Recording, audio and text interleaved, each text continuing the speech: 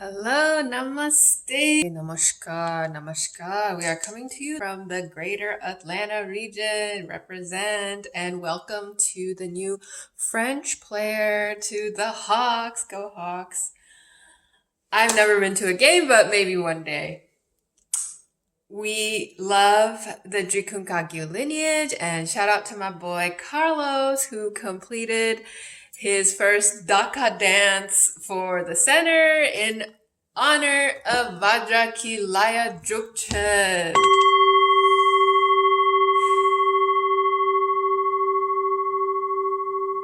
Let's hope I keep up the Vajrayana practice, and let's continue with From the Heart of Tibet, the biography of Drikung Chetsang Rinpoche. Rinpoche traveled to Europe in autumn of 1986 and planted the seeds for further Drikung branches that would arise in the years that followed, primarily in Germany. At the end of October, this is the logo, the World Day of Prayer for Peace in Assisi, Italy, when for the first time in history, the heads of 12 world religions gathered in one of Christianity's most important churches to pray for peace. From Deutschland über alles, Rinpoche and Gyalpo traveled to the United States in December. Khenchen Konchog Gyaltshen had founded the first Drikung Center in Washington, D.C. in 1982, and segregation just ended a few decades back for those who need a brush up of U.S. history. The Drikung name was completely unknown at the time, so he named it the Tibetan Meditation Center.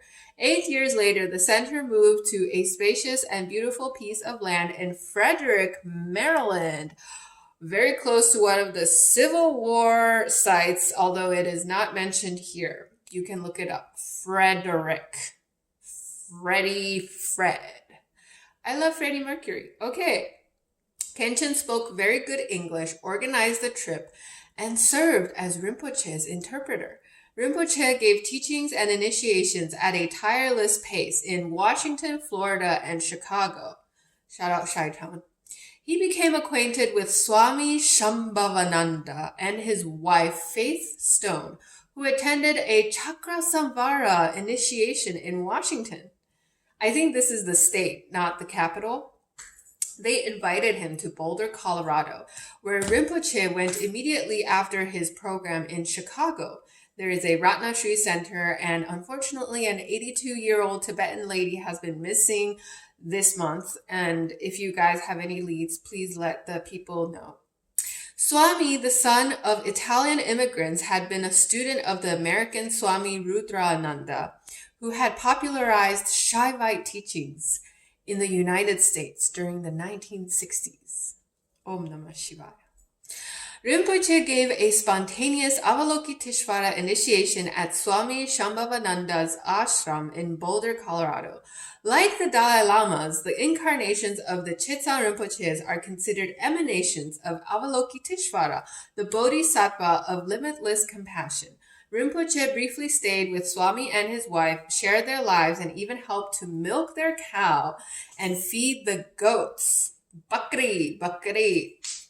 And he cooked Tibetan dumplings, momos, for everyone in the ashram. He enjoyed driving a jeep on rain-washed tracks into the mountain woods, studying unfamiliar plants and trees, and collecting some seeds that he would later plant in Dehradun, Uttarakhand. Rinpoche traveled to New Mexico, Arizona, and various centers in California, and then to Hawaii. I learned this from Radha astrology. It's like not Hawaii, it's Hawaii, where he taught at Nechung Dorje Drayangling, a Buddhist temple and retreat house. Spring had come, and although Rinpoche was as fresh as he had been on their first day, Khenchen Konchog Gyaltshen felt a need for rest and recuperation after the months of exertion, and didn't join Rinpoche on the trip to Hawaii. Instead, Khenchen Gyaltshen accepted an invitation to teach for a few months at Prescott College in Arizona before returning to Washington, D.C. to make arrangements for the arrival of the Dalai Lama, who would visit the Drikung Center there in the fall. Chetsang Rinpoche continued on from Hawaii to give an initiation in Hong Kong in early May. Interest in his teachings and empowerments was particularly strong in Southeast Asia, and over 2,000 people had come to receive the Medicine Buddha initiation in Singapore, and even more crowded into the hall for the long life empowerment.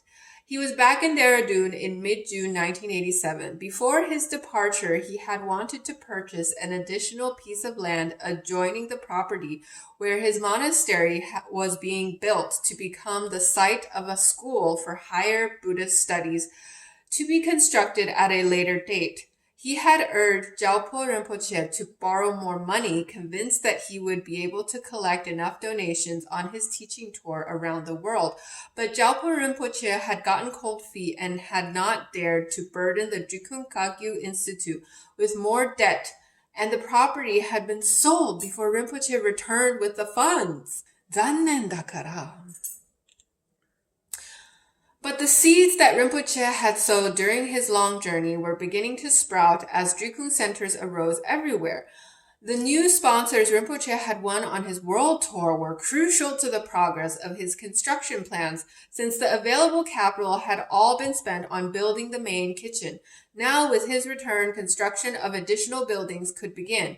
As soon as a small section on the ground floor was finished, the first 10 young monks from Drikung Monastery in Ladakh arrived in Dehradun, and instruction began on Labhab Duchen, the anniversary of Buddha's return to earth after teaching in Tushita heaven, in an improvised classroom on the construction site.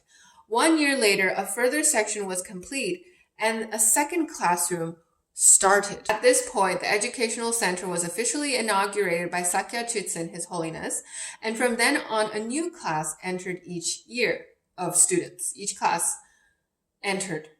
Since Gyalpo Rinpoche went to Tibet in 1987 and was then sent by Rinpoche to establish Drikung centers in Taiwan, Lama Tsulwang took over the task of supervising construction. He had gained the necessary experience during the construction of a monastery in Tsopema. Rinpoche obtained state subsidies for all the building materials through the support of Lama Lobsang and the government of India in Delhi.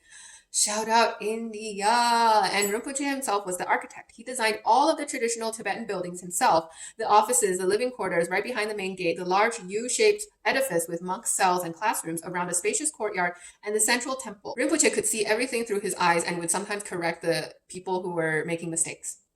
And here we have a photo. One day, a minister of the Tibetan government in exile came to visit. Rinpoche was living in a small monk's cell with bare walls and a cement floor, and only a simple bed, a little table with a chair, and a modest shrine. When the minister was shown to him, he was incredulous. "What sort of bed is that, and what a shabby room!" he exclaimed. Compared to his dwelling in Tonga, Rinpoche thought this accommodation seemed perfectly comfortable, and he needed nothing more.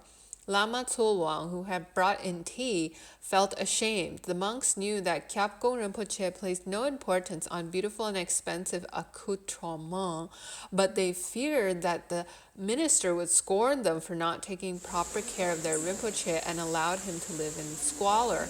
After their august visitor had departed, Tsulwang urged that the dismal room be refurbished, or at least that a carpet be laid over the bare floor. Rinpoche refused, but when the monks insisted, he allowed them to purchase a very simple, inexpensive rug. He had far more need for a car. The property was some distance from the city center, and every simple purchase presented a logistical problem. Most motor vehicles were extraordinarily expensive in India, so he wanted to buy a used Ambassador, the first Indian car ever built, and the only one that was more or less affordable. With the help of an Indian friend of Ayang Rinpoche in Delhi, he soon found a suitable car. The main road leading from Delhi to Dehradun was well constructed according to Indian standards, but it was full of huge potholes and crowded with all kinds of motor and animal-powered vehicles. There were large sugar factories and brick yards, and the cars had to share the road with convoys of brightly painted trucks with towering loads of sugar cane, improvised vehicles towing loads of bricks, rusty buses and rickshaws, slow-moving water buffalo pulling tree trunks, herdsmen driving their animals ahead of them, and people on wobbly bicycles. Rinpoche did not want to drive the car back to Dehradun by himself, so his cousin Tenor Taring, who worked for All India Radio in Delhi, took a few days' leave to accompany him. No sooner had they put Delhi behind them, the gas pedal broke. It was quickly fixed at one of the many improvised repair shops along the main road, and their journey continued. An hour later, the motor was overheated, and this time the gas pump had to be replaced at another repair shop. By now, the sun was setting, and Rinpoche turned on the headlights, but they gradually dimmed and then went out altogether. The generator was malfunctioning. They found yet another repair shop to take care of this problem and continued. Then, after stopping for a short break, the car failed to start. Then they tried to push start it, but instead of starting, the ambassador emitted an ear-shattering noise, and looking under the chassis, Chetsang Rinpoche and Taring saw that the rear axle was broken. It was past midnight, but they found an open tea shop in Taring who spoke a little Hindi and found out that the local mechanic lived 10 kilometers away. They set off on foot. A few motorcycles rattled past them, but no one stopped until they came upon a man with a bicycle. Taring was able to borrow it for a small sum and ride to the mechanic's house. He knocked so long and loudly that the entire village was soon awake and wanting to see what was going on. The sleepy mechanic was persuaded to tow away the ambassador and replace the axle. At sunrise, the mechanic had finished, and the rest of their journey proceeded uneventfully. It was obvious that the car had needed a complete overhaul, and it had now had one in bits and pieces along a memorable journey. Since then, it has functioned without any problems and is still in use at the monastery during the writing of this book. Thank you so much for listening, and see you next time.